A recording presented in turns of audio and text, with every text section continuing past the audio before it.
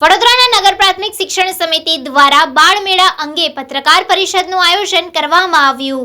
નગર પ્રાથમિક શિક્ષણ સમિતિ વડોદરા દ્વારા 53માં બાળમેળાનું આયોજન વડોદરા શહેરના સયાજીબાગ ખાતે તારીખ 24, 25 અને 26 જાન્યુઆરીના રોજ કરવામાં આવ્યું છે, જેની માહિતી આપવા પત્રકાર પરિષદનું આયોજન કરવામાં આવ્યું હતું. તારીખ 23 જાન્યુઆરીના સાંજે આ બાળમેળાનું ઉદ્ઘાટન કરવામાં આવશે.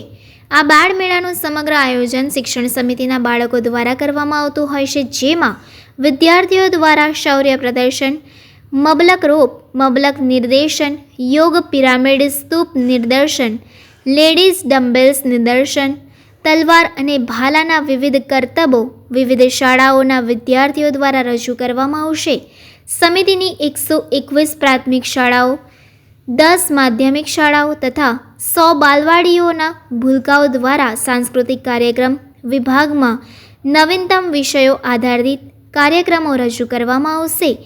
સાથે ફનફેર, ફૂડ સ્ટોલ સહિતના વિભાગો પણ ઊભા કરવામાં આવ્યા છે. આ કાર્યક્રમના ઉદ્ઘાટન પ્રસંગે રાજ્યકક્ષાના મંત્રી પણ ઉપસ્થિત રહેશે. કાર્યક્રમની સંપૂર્ણ માહિતી સમિતિના અધ્યક્ષ આદિત્ય પટેલે આપી હતી. વડોદરા મહાનગરપાલિકા સંચાલિત નગર પ્રાથમિક શિક્ષણ સમિતિની ટીમ દ્વારા 53મો બાળમેળો એટલે કે સયાજી કાર્નિવલ 2026નું તારીખ 24, 25, 26 જાન્યુઆરીના રોજ સયાજી ઉદ્યાન એટલે કે કમાટીબાગ ખાતે આયોજન કરવામાં આવ્યું છે, જેમાં વડોદરાના શહેરી નગરજનો અને બાળકો સવારે 8 થી રાતના 8 સુધી આ બાળમેળાનો લાભ લઈ શકશે. આ બાળમેળાનો ઉદ્ઘાટન સમારોહ મંત્રીશ્રી અને શીર્ષ નેતૃત્વની ઉપસ્થિતિમાં, મહાનુભાવો આમંત્રિતોની ઉપસ્થિતિમાં 23 જાન્યુઆરીના રોજ સાંજે 5 કલાકે સયાજી ઉદ્યાનમાં જ યોજાશે.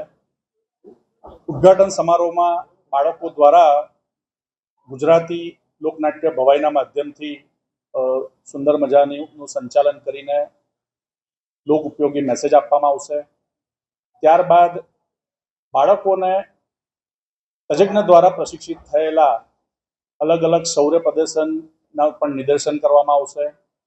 ત્યારબાદ ખાસ કરીને વાત કરું તો અલગ અલગ વિભાગોમાં વૈદિક ગુરુકુલ શિક્ષા પદ્ધતિનો એક પ્લોટ ઊભો કરવામાં આવ્યો છે, જેના માધ્યમથી રાષ્ટ્રીય શિક્ષા નીતિ 2020 અંતર્ગત આપણી પ્રાચીન ગુરુકુલ પદ્ધતિનો પણ બાળકોને માં જાગૃતિ આવે, વિષય ખ્યાલ આવે અને તેના માધ્યમથી બાળકોને રાષ્ટ્રીય શિક્ષા નીતિમાં ક્લાસરૂમ વર્ગખંડની બહારનું શિક્ષણનું શું મહત્વ છે તેનું જ્ઞાન મળે તે પ્રકારના આયોજનો થયા છે.